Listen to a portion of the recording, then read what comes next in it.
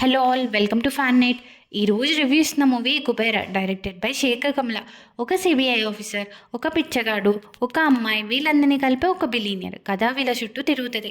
మూవీలో నాగార్జున, ధనుష్, రష్మిక, జిమ్ షరబ్ లీడ్ రోల్స్లో యాక్ట్ చేశారు. యాక్టింగ్ కంటే కూడా వీళ్ళు ఆ రోల్స్ని చాలా బాగా ఓన్ చేసుకున్నారు.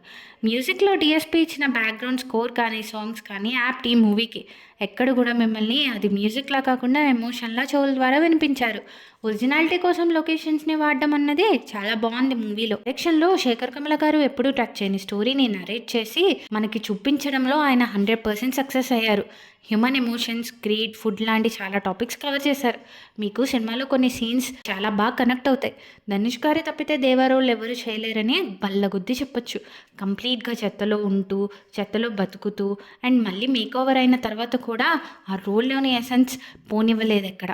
నాగార్జున గారు ఈ రోల్ చేయాల్సిన పని లేదు అని అనుకునే వాళ్ళకి ఇలాంటి రోల్లో కావాల్సిన ఆ సిన్సియారిటీ, ఆ స్ట్రగుల్ ఆయన ఫేస్ మీద క్యారీ చేస్తూ ఎక్కడ కూడా క్యారెక్టర్ వెయిట్ పోకుండా త్రూ అవుట్ పర్ఫామ్ చేశారు. రష్మిక క్యూట్నెస్ అండ్ తన జర్నీ మీకు నవ్వు తెప్పిస్తూ చాలా బాగా పర్ఫామ్ చేశారు.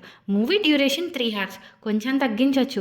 Climax portion could be different, but ఇవేవి మీకు ఎక్కడ ప్రాబ్లం అనిపించకుండా ఒక ట్రాన్స్లో ఉంచుతారు.